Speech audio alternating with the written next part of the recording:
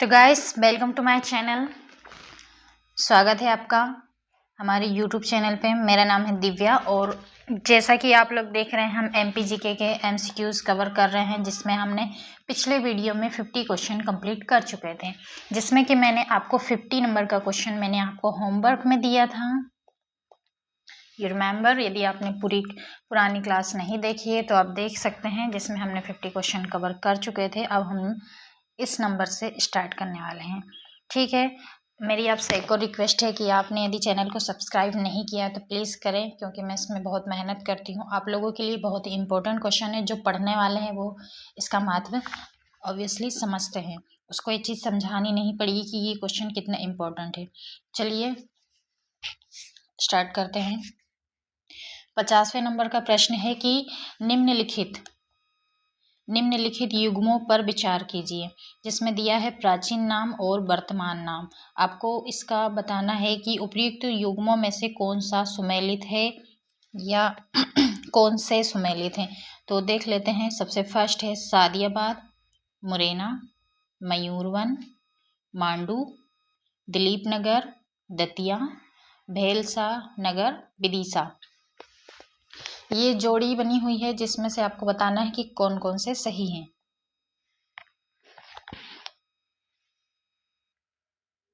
इसका बता दें कि option number D is the correct answer हो जाएगा। इसका डी, ऑप्शन नंबर डी इसका करेक्ट आंसर है। मतलब कि तीसरा और चौथा नंबर का सही है। दिलीप नगर का पुराना नाम दतिया था और भेलसा नगर का पुराना नाम विदिशा था। तो ये क्वेश्चन हमारा सही हो गया। बाकी ये दो ऑप्शन थे जो कि गलत हैं, ठीक है। आई होप कि आपको ये क्वेश्चन समझ में आया होगा। ठीक इसी प्रकार से हम अगले सारे क्वेश्चन कवर करने वाले हैं। मेरी आपसे फिर से पुनः निवेदन है मेरा आपसे कि आप लोग चैनल को सब्सक्राइब जरूर करें। चलिए इसमें हम स्टार्ट करते हैं 51 नंबर से क्वेश्चन, जो कि आज से क्वेश्चन ये क्वेश्चन इस वीडियो का प्रथम क्वेश्चन है। फर्स्ट क्वेश्चन यही है, क्योंकि जो 50वां क्वेश्चन था वो हमारा होमवर्क था, ठीक है ना, जो कि मैंने पिछले वीडियो में आपको होमवर्क के रूप में दिया था। आइए शुरू करते हैं। 51वां प्रश्न है कि मांडू का पुराना नाम क्या है। मांडू का पुराना नाम क्या है। मांडू जो कि धार जिले में आता है। Option A Anup, option B Mayurvan, option C है सादियाबाद या ऑप्शन डी है अनलपुर। क्वेश्चन नंबर 51, इसका राइट आंसर हो जाएगा option number C. Right answer हो जाएगा option number C is the correct answer, जो कि क्या है, मांडू का पुराना नाम है सादियाबाद। चलते हैं प्रश्न नंबर 52 पर। इनमें से कौन सा सुमेलित नहीं है। सुमेलित नहीं आपको बताना है, ठीक है ना, सुमेलित नहीं है। वर्तमान नाम दिया है, इसमें वर्तमान नाम है और प्राचीन नाम है इसके। बुरहानपुर जो कि वर्तमान में इसका नाम है, क्या इसका नाम प्राचीन नाम खानदेश था। एरन, एरन का क्या पुराना नाम, एरन का पुराना नाम स्वभोग नगर था। शिवपुरी का तुंडीकेर, कटनी का मुंडवारा। प्रश्न नंबर 52, इसका राइट आंसर क्या है बताइएगा। 52 का सही आंसर हो जाएगा option number C is the correct answer हो जाएगा, शिवपुरी टुंडीकेर। ये इसका सही नाम नहीं है, ठीक है। एरन का नाम है स्वभोग नगर, बुरहानपुर का खानदेश, कटनी का मुंडवारा। अगले प्रश्न पर चलते हैं। प्रश्न नंबर 53 है कि मुंडवारा किसका प्राचीन नाम है। ओ ये तो पुराना ही है, पिछला प्रश्न यही बन गया। तो आपको बता दें कि ये इसका सही आंसर हो जाएगा कटनी, ठीक है। चलिए प्रश्न नंबर 54 है, भीमबेटका को किसने खोजा। भीमबेटका की गुफाएं, इसको किसने खोजा। आपको पता होगा कि ये भोपाल में स्थित है।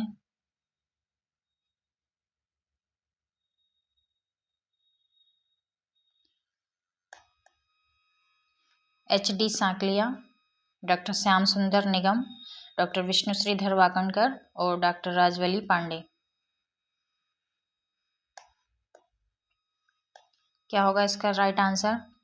इसका सही आंसर हो जाएगा option number C, doctor Vishnu Shridhar Wakankar. आइए प्रश्न नंबर 55 पर चलते हैं। प्रश्न नंबर 55 है कि भीमबेटका की खोज किस वर्ष की गई है? 1947, 1952, 1957 या 1967? बताना है आपको राइट आंसर क्या होगा।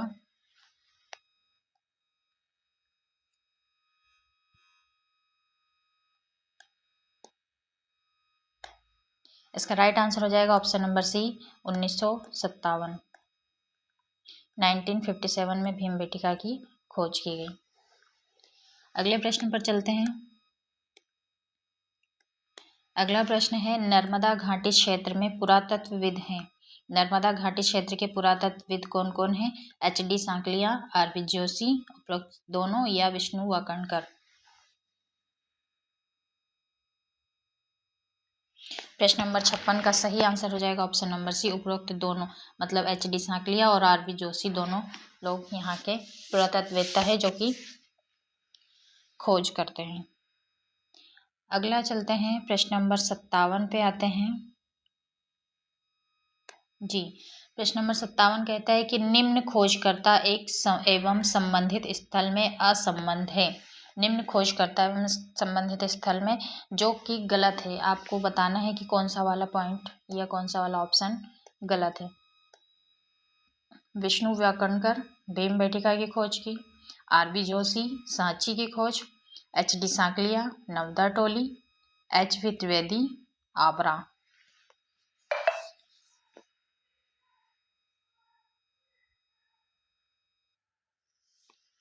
प्रश्न नंबर 57, इसका राइट आंसर हो जाएगा ऑप्शन नंबर बी।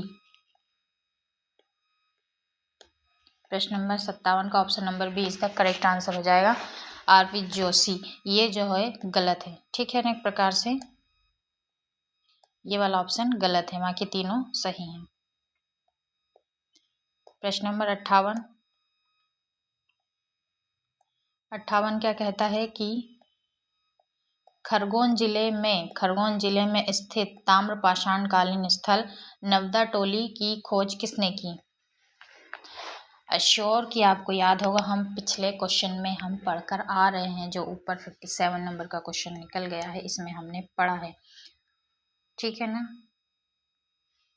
नवदा टोली इसकी खोज किसने की है? Option number B is the correct answer हो जाएगा। HD सांकलिया इन्होंने क्या किया है? नवदा टोली की खोज की है। अगले प्रश्न पर चलते हैं। 59 क्वेश्चन है कि हाल ही में किस नदी के किनारे प्राचीन शैल मंदिर पाए गए हैं? किस नदी के किनारे प्राचीन शैल मंदिर पाए हैं? शक्कर नदी के किनारे, नर्मदा नदी के किनारे, मालहन नदी के किनारे या दूधी नदी के किनारे?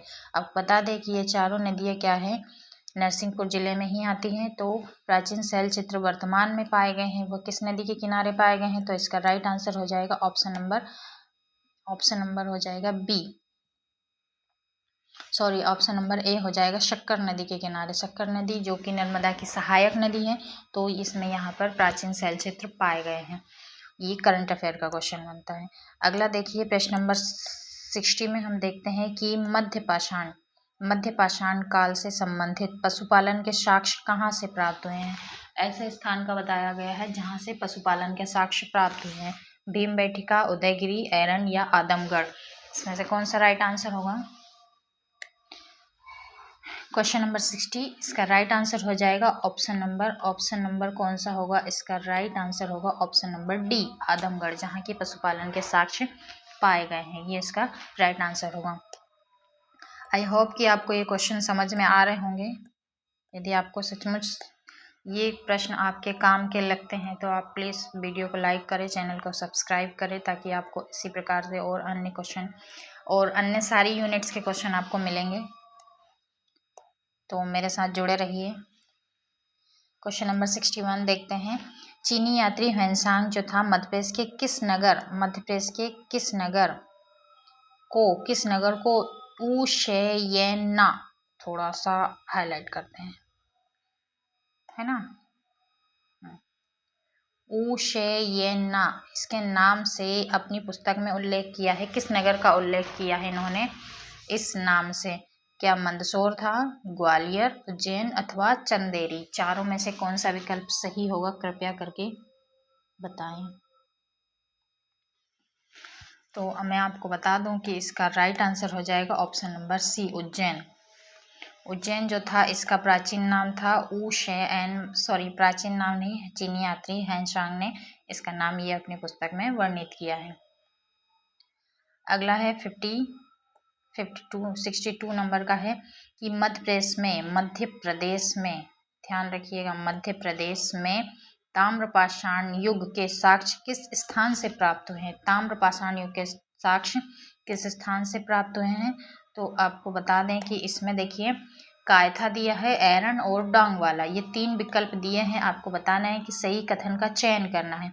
क्या 1 और 3 सही है, क्या 1 और 2 सही है, या 2 और 3 अथवा उपरोक्त सभी सही हैं?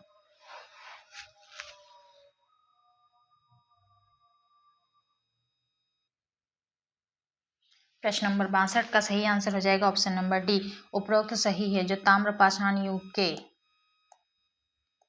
ताम्रपाषाण युग के साक्ष्य प्राप्त हुए हैं किस स्थान से? तीनों स्थान से, कायथा, एरन एंड डोंग वाला। चलिए नेक्स्ट क्वेश्चन पर चलते हैं। नेक्स्ट क्वेश्चन है 63, मांडू विजय दक्षिण विजय की कुंजी था। ये एक सेंटेंस है कि मांडू विजय दक्षिण विजय की कुंजी था। यह कथन किसने कहा था? मलिक काफूर ने, शीतल देव ने, ऐनुल मुल्क मुल्तान ने, या अमीर खुसरो ने?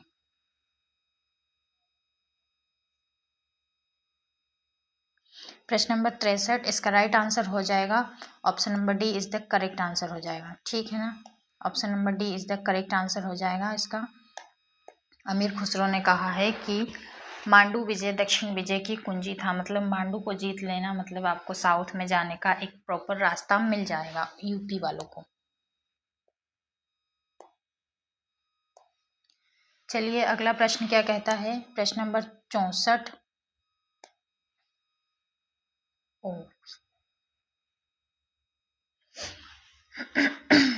एक मिनट, थोड़ा सा समय दे कृपया।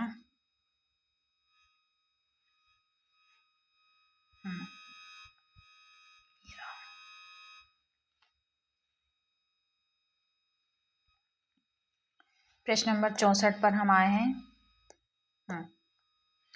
मध्य प्रदेश में स्थित गुप्तकालीन मंदिर है। नचना कुठार मंदिर, गुन्नौर, विष्णु मंदिर, एरन, शिव मंदिर, भुमरा, विष्णु मंदिर, तिगवा। ये चारों मंदिर जो बारे में बताया गया है इसमें से गुप्त काल का मंदिर कौन कौन सा है? ऑप्शन है 1 में 1 और 2, ऑप्शन बी है 1 2 3, ऑप्शन सी आ जाएगा 2 3 और 4, ऑप्शन डी है उपरोक्त सभी।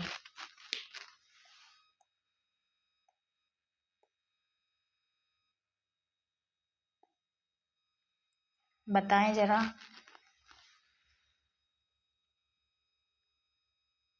प्रश्न नंबर 64, इसका राइट आंसर हो जाएगा option number D. Option number D is the correct answer, मतलब उपरोक्त सभी। नचना कुठार मंदिर गुन्नौर ये भी गुप्तकालीन है, विष्णु मंदिर एरन का ये भी गुप्त काल का है, शिव मंदिर भुमरा ये भी गुप्त काल का है, और विष्णु मंदिर तिगवा का ये भी गुप्त काल के मंदिर हैं। चलिए प्रश्न नंबर 65 पर चलते हैं। प्रश्न नंबर 65 कहता है कि नचना कुठार का मंदिर किससे संबंधित है? ठीक है, गुप्त काल का तो है, हमने पिछले क्वेश्चन में देखा, लेकिन ये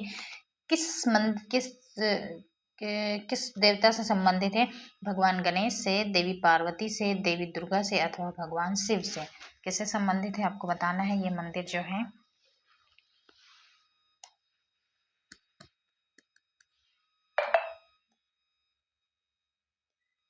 जी, इसका राइट आंसर हो जाएगा option number B is the correct answer, Devi Parvati से संबंधित है।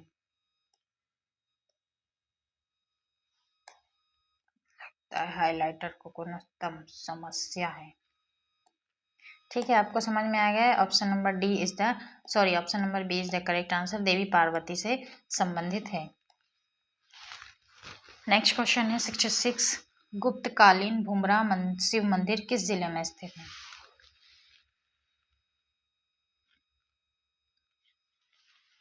इसका राइट आंसर हो जाएगा ऑप्शन नंबर बी, सतना जिले में अवस्थित है। चलिए प्रश्न नंबर 67 पर आते हैं हम लोग। 67 क्या कहता है कि तिगवा का विष्णु मंदिर कहाँ स्थित है? तिगवा का विष्णु मंदिर तिगवा में स्थित है। लेकिन ये किस जिले में आता है ये आपको बताना है। क्वेश्चन नंबर 67 का राइट आंसर हो जाएगा option number B is the correct answer, Katni. ठीक है, तिगवा का विष्णु मंदिर कटनी में स्थित है। नेक्स्ट क्वेश्चन है 68, मध्य प्रदेश में सती प्रथा के साक्ष्य कहाँ प्राप्त हुए हैं? एमपी में सती प्रथा के साक्ष्य कहाँ प्राप्त हुए हैं? तो इसका राइट आंसर हो जाएगा ऑप्शन नंबर ए एरन में।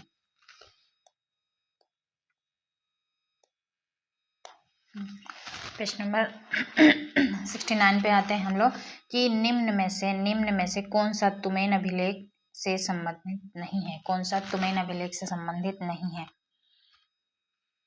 पॉइंट देखते हैं क्या क्या कहता है। यह अशोकनगर जिले में स्थित है, हो सकता है। यह अभिलेख में कुमार गुप्त के शासन की जानकारी प्राप्त होती है। इस अभिलेख में कुमार गुप्त के शासन की जानकारी प्राप्त होती हो सकता है। ऑप्शन सी, यह अभिलेख रेशम बुनकर श्रेणी के अंतर्गत आता है, हो सकता है भाई। इस अभिलेख में राजा को शरतकालीन सूर्य के समान बताया गया है, हो सकता है। तो बताना है आपको कौन सा सही होगा या सही नहीं होगा। इसका राइट आंसर हो जाएगा ऑप्शन नंबर सी। ठीक है, option number C is the correct answer. यह अभिलेख जो है रेशम बुनकर श्रेणी के अंतर्गत आता है, ये नहीं होगा। ठीक है ना। आइए अगले प्रश्न पर चलते हैं। अगला प्रश्न है प्रश्न नंबर 70। प्रश्न नंबर 70 है कि मध्य प्रदेश में गुप्तकालीन सुपिया अभिलेख कहाँ से प्राप्त हुए हैं? अशोकनगर, रीवा, जबलपुर अथवा सिवनी? बताइए जरा, गुप्तकालीन सुपिया अभिलेख कहाँ से प्राप्त हुए हैं? प्रश्न नंबर 70, इसका राइट आंसर हो जाएगा ऑप्शन नंबर बी, रीवा से प्राप्त हुए हैं सुपिया अभिलेख जो कि गुप्तकालीन है। चलिए प्रश्न नंबर 71 पर हम आते हैं। 71 क्या कहता है कि चौथी शताब्दी में अशोक कहाँ का गवर्नर था?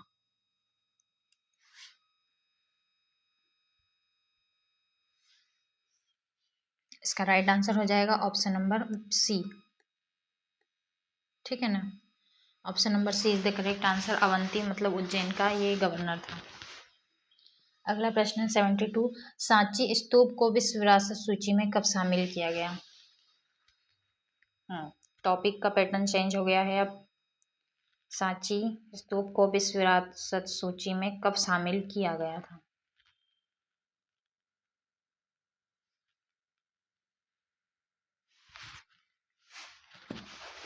बताइए कृपया, इसका राइट आंसर क्या होगा?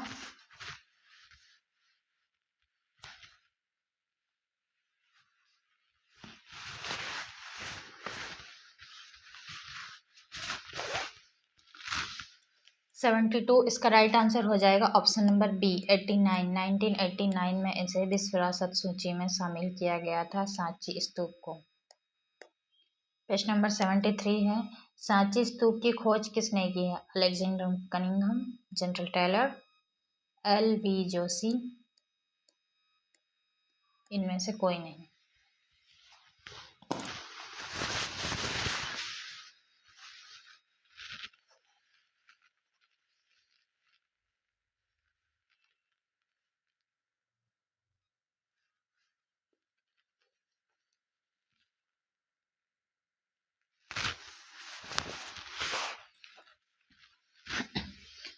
सेवेंटी थ्री, इसका राइट आंसर क्या होगा?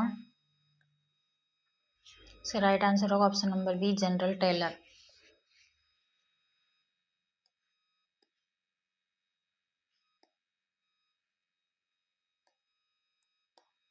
प्रश्न नंबर 74, मेगास्थनीज ने अपनी पुस्तक इंडिका में फ्रीनास नदी किस नदी को कहा? फ्रीनास नदी किस नदी को कहा है मेगास्थनीज ने?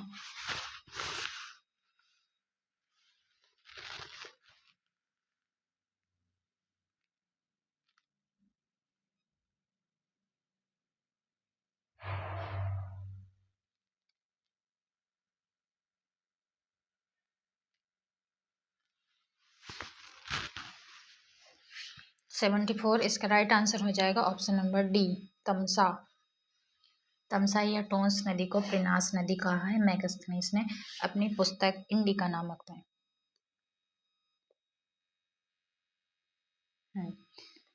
प्रश्न नंबर 75 है, रेशम बुनकरों की श्रेणी की जानकारी किस अभिलेख से प्राप्त होती है?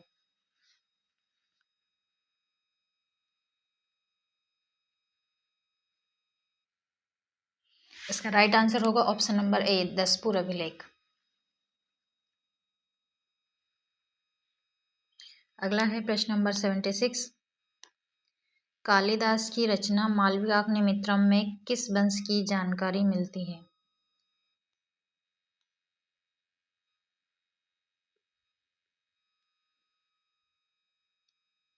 इसका राइट आंसर होगा ऑप्शन नंबर ए, सुंग वंश।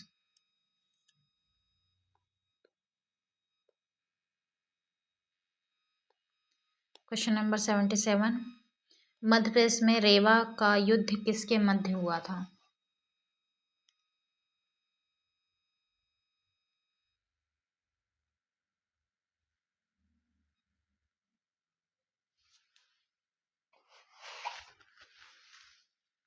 इसका राइट आंसर हो जाएगा ऑप्शन नंबर बी, हर्ष और पुलकेशिन द्वितीय के बीच हुआ था। अगला है प्रश्न नंबर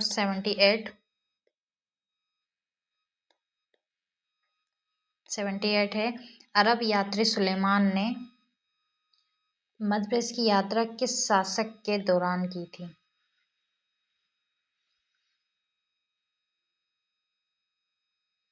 प्रश्न नंबर 78, मध्य प्रदेश में अरब यात्री सुलेमान ने किस शासक के दौरान यात्रा की थी?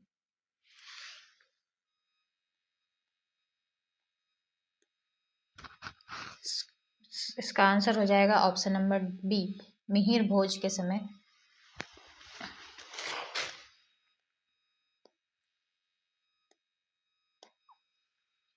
प्रश्न नंबर 79 है, अमरकंटक का कर्ण मंदिर किस शासक ने बनाया था?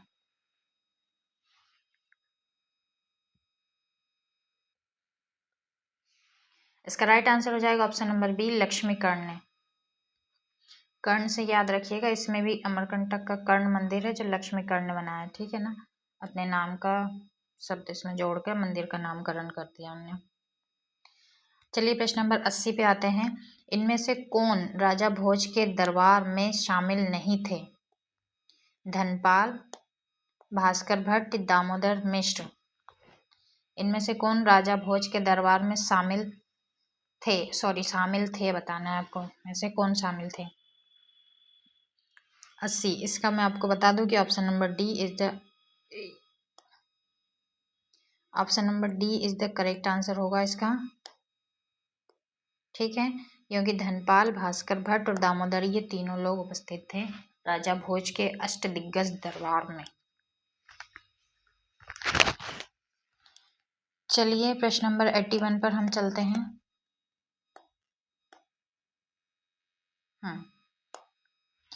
प्रश्न नंबर 81 कहता है कि राजा भोज के किस दरबारी या कवि ने तिलक मंजरी ग्रंथ की रचना की? तिलक मंजरी ग्रंथ की रचना किसने की? ग्रंथपाल ने, राजपाल ने, महिपाल ने अथवा धनपाल? क्वेश्चन नंबर 81, इसका राइट आंसर हो जाएगा ऑप्शन नंबर डी, धनपाल ने, ठीक है, धनपाल ने रचना की तिलक मंजरी ग्रंथ की। अगला प्रश्न है, कंदरिया महादेव मंदिर का निर्माण किसने कराया? कंदरिया महादेव मंदिर खजुराहो में स्थित है।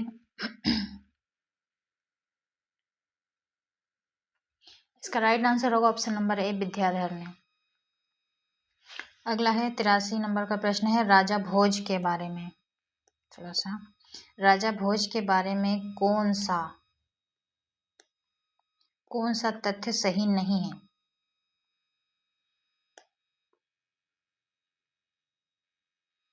विजुअल है क्वेश्चन, कौन सा कथन सही नहीं है राजा भोज के बारे में? राजा भोज ने चित्तौड़गढ़ में त्रिभुवन मंदिर का निर्माण कराया, राजा भोज ने कलचुरी वंश के गांगे देव को हराया, या राजा भोज ने अपने ग्रंथों में जहाज और विमान निर्माण का उल्लेख किया है, अथवा राजा भोज अलाउद्दीन खिलजी के समकालीन थे? बताइए राइट आंसर क्या होगा।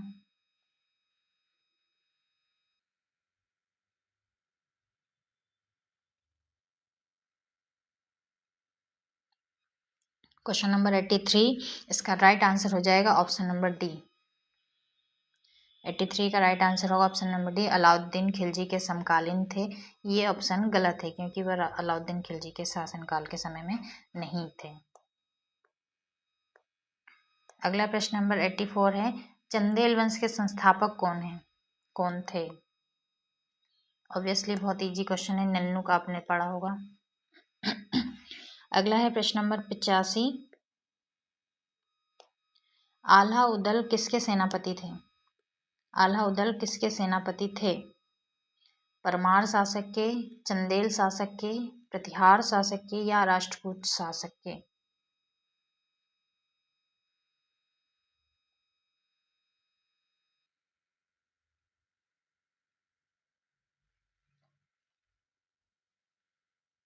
इसका राइट आंसर हो जाएगा ऑप्शन नंबर बी, चंदेल शासक के।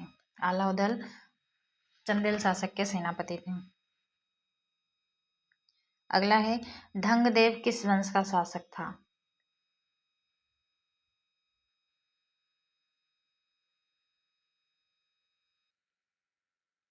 इसका राइट आंसर होगा ऑप्शन नंबर ए, जिजाग भुक्ति के चंदेल। जिजाग भुक्ति के चंदेल वंश का शासक था धंगदेव।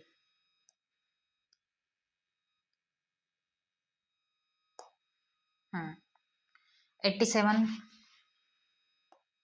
यूनानी राजदूत हेलियोडोरस किस शासक के दौरान मध्य प्रदेश में आया था? यूनानी राजदूत हेलियोडोरस किस शासक के दौरान मध्य प्रदेश में आया था? 87, इसका राइट आंसर हो जाएगा ऑप्शन नंबर डी, भागमित्र के समय। अगला है प्रश्न नंबर 88, विदिशा के गरुड़ स्तंभ में किस धर्म के साक्ष्य मिले हैं? जैन धर्म के, बौद्ध धर्म के, भागवत धर्म के या सिख धर्म के?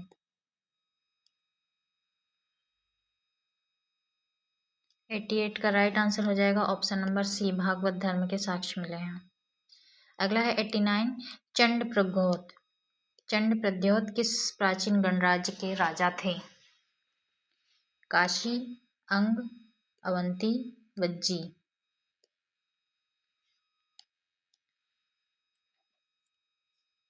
क्वेश्चन नंबर 89, इसका राइट आंसर हो जाएगा option number C, Chand Pradyot जो थे अवंती गणराज्य के राजा थे। ये सारे प्रश्न आए हुए हैं मध्य प्रदेश में होने वाली, व्यापम में होने वाली किसी न किसी परीक्षा में ये प्रश्न आए हुए हैं। प्रश्न नंबर 90 है, मध्य प्रदेश के किस क्षेत्र पर मध्य वंश के शासकों का आधिपत्य था?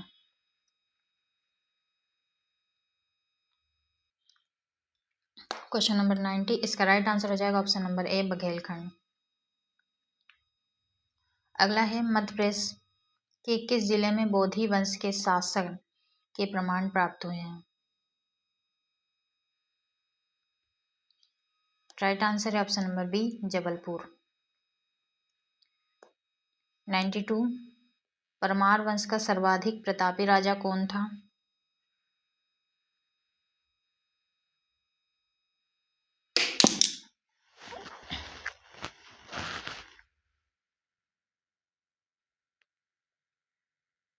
इसका राइट आंसर हो जाएगा ऑप्शन नंबर बी, राजा भोज। चलिए हम लोग चलते हैं 93 नंबर के क्वेश्चन पर। राजा भोज की भोजशाला किसका केंद्र थी?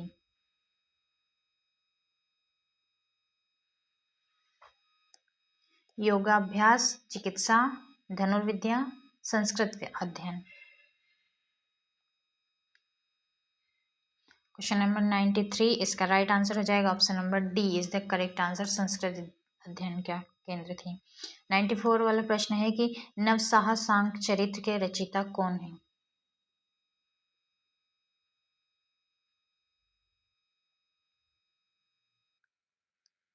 इसका राइट आंसर हो जाएगा option number D, Parimal.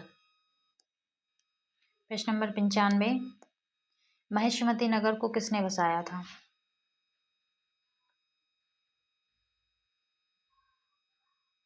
Question number 95, इसका राइट आंसर हो जाएगा option number B is the correct answer. है राजा ने बसाया था।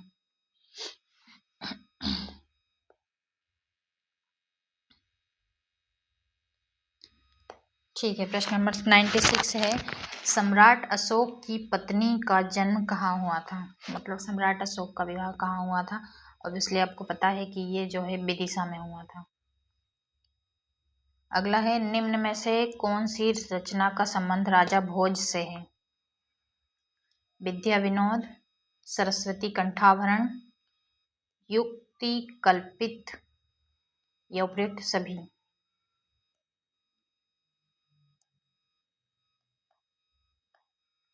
इसका राइट आंसर हो जाएगा ऑप्शन नंबर डी, उपयुक्त सभी। ये तीनों रचनाएं राजा भोज की हैं। ये बहुत अच्छे लेखक कवि भी हुआ करते थे। चलिए 98, इस वीडियो हम लोग 100 क्वेश्चन कवर करने वाले हैं। इसके बाद कि हम नेक्स्ट वीडियो में अपलोड कर देंगे। बताइए 98 का क्वेश्चन है कि चंदेल राजाओं द्वारा निर्मित खजुराहो के प्रसिद्ध मंदिर किस धर्म से संबंधित है?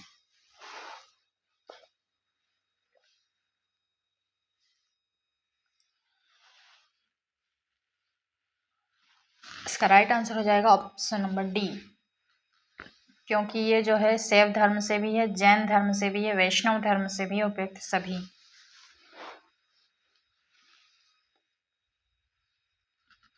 अगला है 99 में, बटेश्वर समूह के मंदिर किस धर्म से संबंधित है?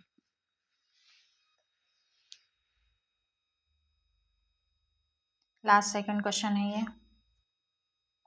इसका राइट आंसर हो जाएगा option number B, Morena. Bateshwar समूह के मंदिर मुरैना में स्थित है।